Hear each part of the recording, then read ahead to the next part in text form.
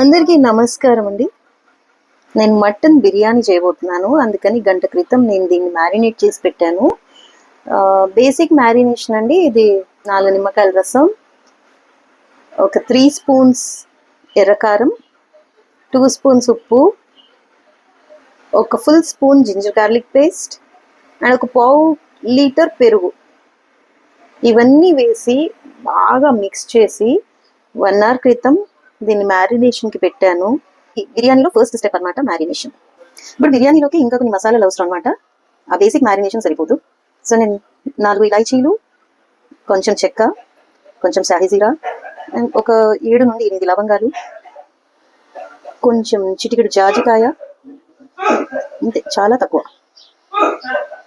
And కొంచెం జాపత్రి and కొంచెం ఒక పెటల్ అనాస్ పువ్వు, స్టార్ అంటాం కదా, స్టార్ మసాలా, అండ్ కొంచెం వెరీ వెరీ లైట్ కొబ్బరి.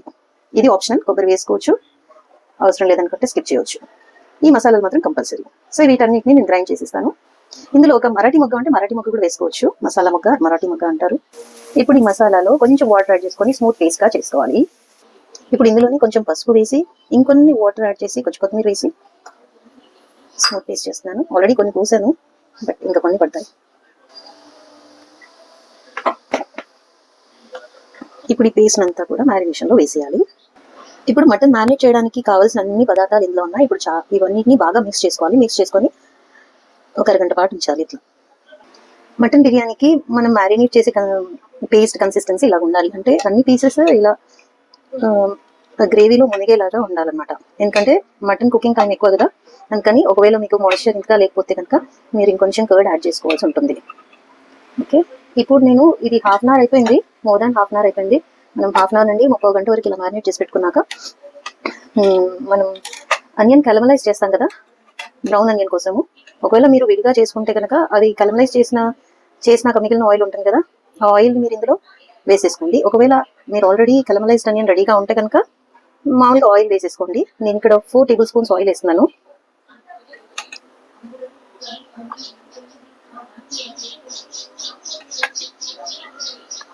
అండ్ ఒక టేబుల్ స్పూన్ ఘీ కూడా వేస్తాను. ఒక టేబుల్ స్పూన్ దీంట్లో వేస్తాను, ఇంకో టేబుల్ స్పూన్ ఏమో రైస్ కోసం వేస్తాను. సో ఇక్కడ నేను దేశీ ఘీ యూజ్ చేస్తున్నాను, ఇంట్లో తయారు చేసిందే.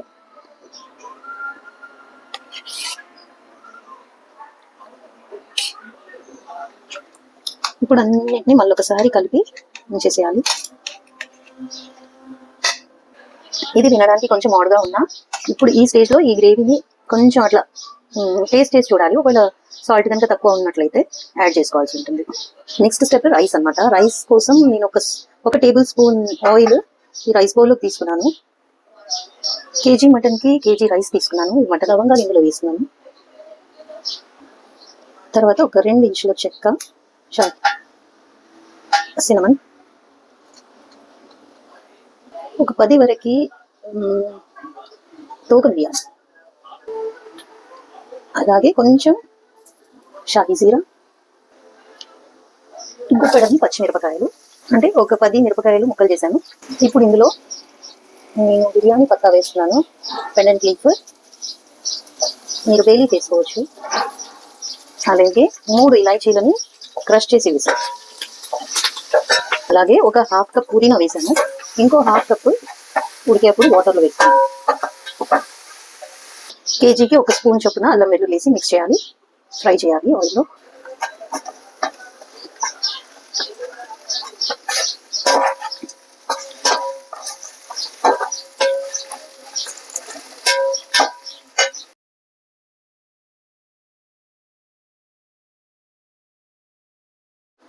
కేజీ రైస్కి 2.5 లీటర్ పోసాను. ఎలాగో మనం ఫిల్టర్ చేస్తాం కదా, వాటర్ డ్రైన్ చేసేస్తాం కాబట్టి ఎక్కువైనా పర్వాలేదు, కాకపోతే మసాలాలు వేస్ట్ కాకుండా చూసుకోవాలి. ఇప్పుడు నేను దీనికి ఒక 2 ఫుల్ స్పూన్స్ సాల్ట్ యాడ్ చేశాను. ఇప్పుడు ఇది మరిగే వరకు వెయిట్ చేయాలి. నీళ్లు మరగడం మొదలైంది. ఇప్పుడు రైస్ వేసేద్దాం. ఇందులో కేజీ బాస్మతి రైస్ కడిగి 1 గంట సేపు నానినవి, ఒక అరగంట నుండి గంట వరకు నానితే సరిపోతుంది. ఇందులో మిగిలిన పెండెంట్ లీవ్స్ వేసి అండ్ కొంచెం తాలింపు వేసాను, కొంచెం ఇందులో పుదీనా కూడా వేసుకున్నాను. ఉడికించాలి. ఈ లోపు కుండలో ఆ మ్యారినేటెడ్ మటన్ని ఇంకా వేయాల్సిన ఇంగ్రీడియంట్స్ని వేసేసిద్దాం.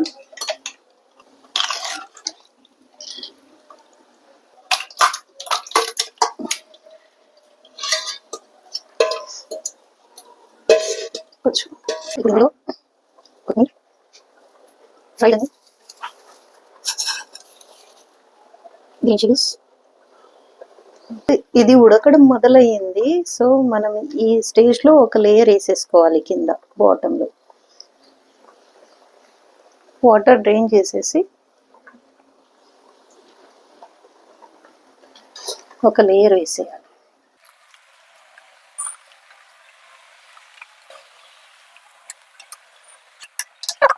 దీంట్లో కూడా కొంచెం కలమలైజ్ ఆనియన్,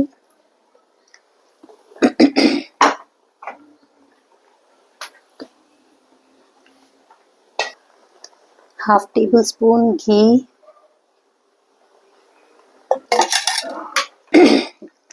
ఇప్పుడు రైస్ని ఒక 2 minutes ఉడికించాను. ఇప్పుడు ఇంకో లేయర్ వేసేద్దాం.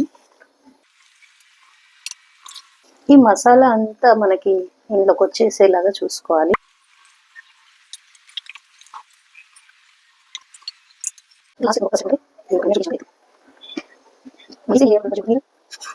కొంచెం తెల్లగా కొంచెం లేయర్స్ ఇట్లా వేసుకుని లాస్ట్ ఇంకా మిగిలిపోయిన లేయర్ కూడా వేసేయాలి. ఇంకా ఇది సరిపోయింది, ఇంకా ఉడికించకూడదు. ఇంకా స్టవ్ పైన పెట్టేసిన రైస్ మొత్తం తీసేసి ఇప్పుడు ఈ థర్డ్ లేయర్ కూడా వేసాను.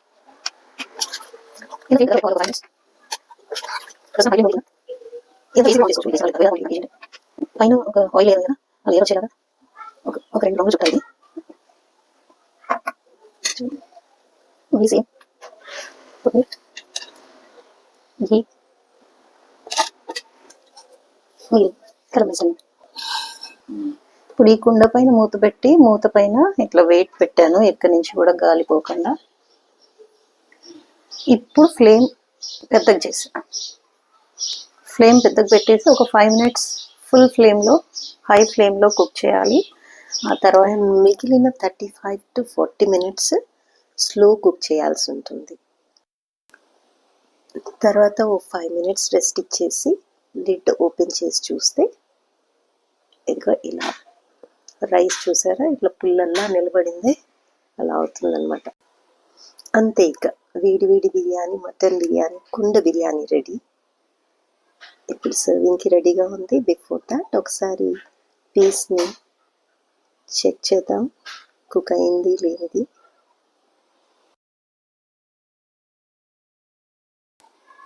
చూసారుగా, చాలా సాఫ్ట్గా ఉడికిపోయింది.